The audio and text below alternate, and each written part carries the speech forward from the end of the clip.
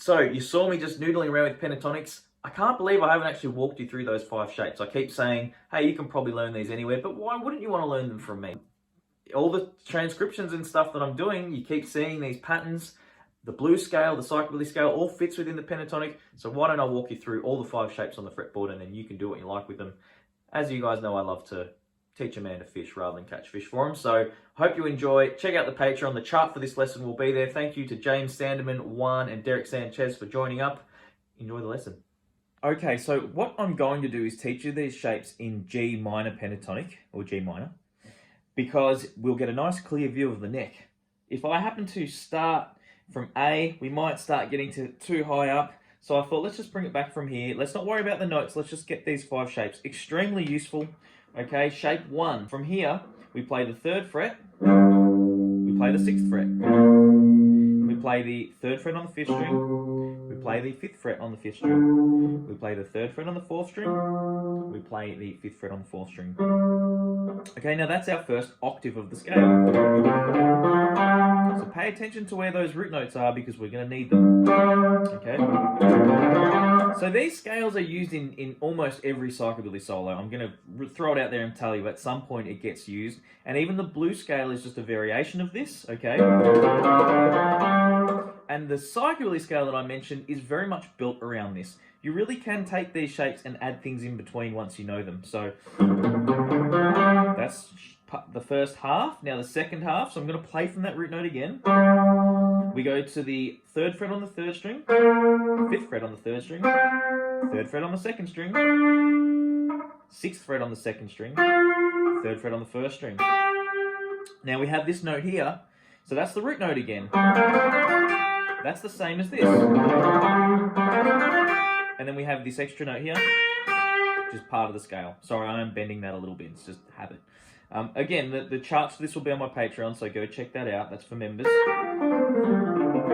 Okay, but you'll be able to learn it by watching the video anyway. You could always grab pen and paper and write it out. See how I help you not go on my Patreon? And anyway, never mind. So 6th fret here. Okay, this is shape 2.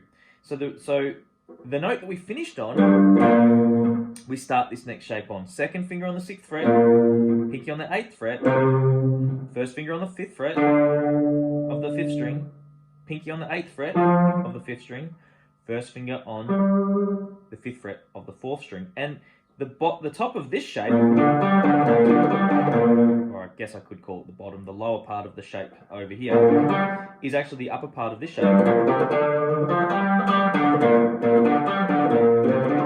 Okay, yeah, I hope that makes sense. So you can see the way these shapes are connecting. We're only playing one scale. We're not changing key by moving to here. The idea of doing this shape is to remain in the same scale. So this is shape 2 of the G minor pentatonic scale. Then we have, so that's your first octave. We go to the 8th fret on the 4th string. We go to the 5th fret on the 3rd string. We go to the 7th fret on the 3rd string. We go to the 6th fret. Now I like to cross my first finger here to this 6th fret here. And then we go to the 8th fret. And then we do the same on the next string, 6 and 8. The reason I like to shift up here is we get this nice little box to play in. Great for playing bluesy licks and bending. And note that root note there, okay? It's a place to sort of finish, place to build your ideas from. This is the other root note I forgot to mention. Okay. Okay, so you can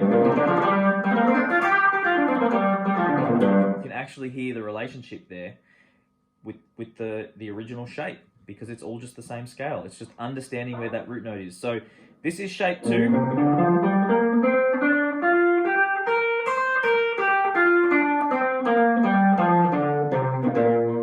So I know, and then we might resolve.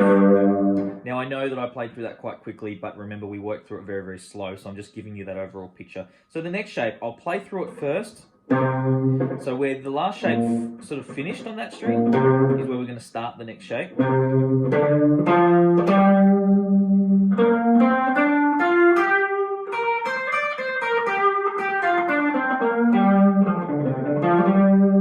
Okay, so I highlighted all the root notes. Now I'm going to walk you through it. We're on the 8th fret of the 6th string. with the first finger. We're on the 10th fret of the 6th string. And we repeat this on the 5th string, 8, 10. We repeat it on the 4th string, 8, 10. Now we stretch back one to the 7 on the 3rd string. Okay, and then we reach up. I like to stretch here to the 10th fret. Then I go to my first finger on the 8th fret. Then I'll use my pinky here on the 11 on the B string. 8th fret here and 10th fret here on the 1st string.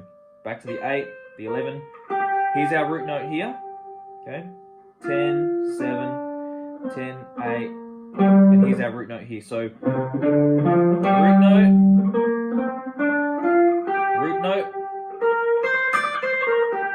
I just like to come back to that root note, okay? By doing that, you always know melodically what you're actually doing if you have a sense of where that is, instead of just blowing through the shapes and not having a sense of at least where your root note is, okay?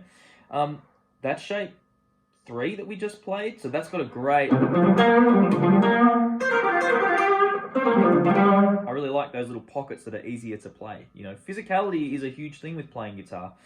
These patterns are really easy for guitar players because they're clear patterns and it's a simple scale. But if you played horn or something like that and you've got to navigate those jumps, that could be challenging. I don't know, I don't play horn, but I imagine. So we're going to start this one from here. And you can hear that root note, just like in the last shape. Then from here, 10th fret, 13th fret, 10th fret, 12th fret, 10th fret, 12th fret. And then from here, instead of... I just want to illustrate something. You know, we'll finish the shape and then I'll explain something. I shift... You can use your 2nd finger here, then go to your pinky, and then go to the 10th fret, and then go to the 13th, and then we go backwards. 10th, 13, 11, 12. That's our root note. Okay, so now we're working back from there. 12, 10, 12, 10, 13, 10. What I wanted to illustrate was that the shape here is very similar to this one. The second half of the shape, however, changes.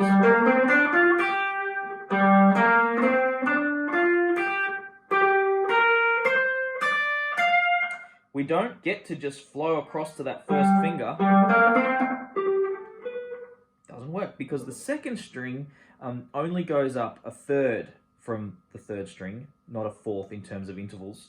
If I was to explain it in frets, the gap from most strings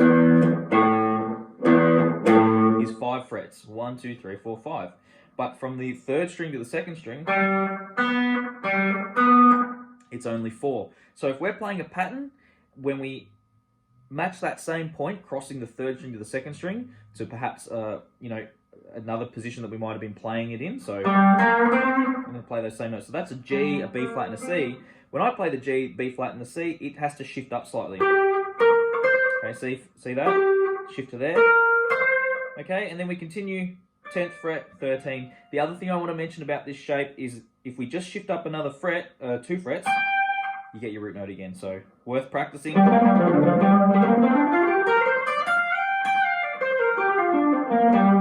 start doing them with pull-offs and hammer-ons. These are the things you do to make it, you know, a bit more fun or interesting. Okay, we can get into licks later. Actually, I have a video where I talk about my favorite pentatonic licks. For some reason, it's not getting very many plays. I do recommend going to have a look at it, not just because it's not getting many plays, but it will talk a lot about this stuff, and I've got the charts and the licks and everything on the Patreon, so it's all there for you.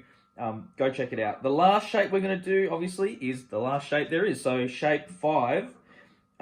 So we finished this shape on that string there, so we start from there, and our root note's almost straight away. Makes sense because it's the last shape before it all starts again, right? So 13, 15, 13, 15, 12, 15, 12. There's our root note again. 15, 13, 15, 13, 15, and that's our root note again. So this is a very symmetrical shape. 2 shorts, 2 longs, 2 shorts. That's how I remember a lot of these things, you know, try and visualize the shape. So all of the actual shapes kind of have a rough outline you might remember.